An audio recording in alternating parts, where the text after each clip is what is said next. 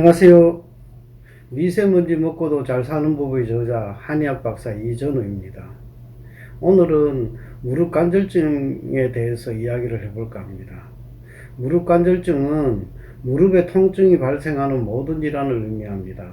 특별한 원인 없이 관절을 이루는 연골이나 뼈, 관절막, 퇴행성 변화가 발생하여 생긴 통증이라든지 기능장애나 아니면은 변력이 생기는 여러가지 질환을 1차성 무릎관절증이라 하고요.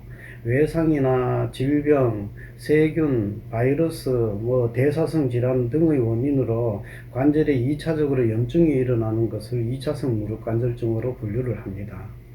무릎관절증의 대표적 증상은 무릎이 아프고 붓거나 관절의 운동 범위가 점차 줄어드는 것입니다. 그리고 삐걱거리는 소리가 들리기도 합니다. 병이 진행이 되면 무릎의 통증이 점점 더 심해지고 나중에는 관절면에 변화가 퇴행성 변화가 와서 무릎이 휘거나 아니면 보행이 곤란해질 수도 있습니다. 연골은 중력이 걸리면은 이 눌리기 때문에 가만히 서 있는 것과 무거운 물건을 오랫동안 들고 다니는 것은 다 악화 요소가 될 수 있습니다. 흔히들 무릎 연골은 재생이 되지 않는다고 다들 이야기를 하는데 인체 내에서 재생이 되지 않는 조직은 거의 없습니다. 다만 재생 속도가 문제가 되는데 무릎 연골은 속도가 빠른 편은 아니지만 그렇다고 무조건 깎여만 나가는 것도 아닙니다. 그래서 잘 치료하면은 상당히 회복될 수가 있습니다.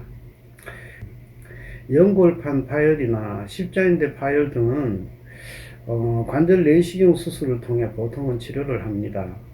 퇴행성 관절염이 심해지고 그리고 보존적 치료에 이게 반응하지 않는 경우, 그러니까 아주 고질이 된 경우에는 최악의 경우에 마지막으로 찾을 수 있는 것이 인공관절 치환술입니다.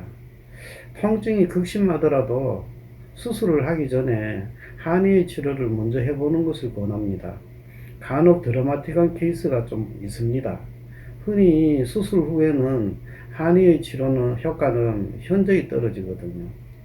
한의에서는 무릎의 부담을 줄여주는 방법으로 무릎 주변을 치료하기도 하지만 체중을 줄이거나 고관절을 부드럽게 하거나 코어 근육을 강화시키는 방법도 많이 씁니다. 특히 무릎에 물이 차서 많이 부어 있는 경우에도 고관절을 부드럽게 했을 때 무릎에 물이 빠지는 경우를 많이 봤습니다. 이때 사용하는 방법으로 침이나 뜸 그리고 약물 치료를 주로 하게 됩니다. 한의 치료에 있어서는 몸이 희고 뚱뚱한 사람과 검고 마른 사람은 좀 다르게 봅니다. 몸이 희고 뚱뚱한 사람은 일반적으로 관절의 힘이 좀 약하고 풍습에 잘 견디지 못합니다. 그래서 관절이 잘 붓고 염증이 잘 생길 수 있으며 통증이 날씨와 관계가 있는 경우가 많습니다. 이런 경우는 몸에 있는 풍습, 그러니까 노폐물이나 이런 것들을 같이 없애주면서 체중을 줄여주는 방향으로 치료를 하게 됩니다. 검고 마른 사람은 무릎 관절에 퇴행성 변화가 오기 쉽습니다. 그래서 이런 분들은 무릎 관절을 보호하고 혈행을 도와주는 방향으로 치료를 하게 됩니다. 무릎이 아플 때의 운동법으로는 아프지 않을 만큼 하는데 그렇다고 운동을 안 하는 것도 문제가 됩니다. 그나마 무릎에 걸리는 부하를 좀 줄이고 무릎과 관계 있는 주변 근육을 강화하는 방향으로 그 통증의 눈치를 보면서 살살 하는 것이 좋습니다.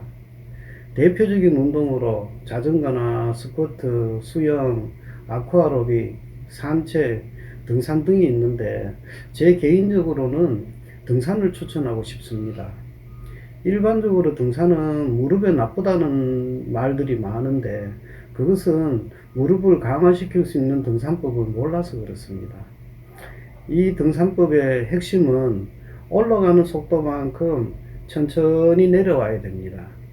그리고 산을 걸어 올라가서 제일 처음 쉬는 곳에서 충분히 쉬고는 더 올라가지 말고 내려와야 합니다.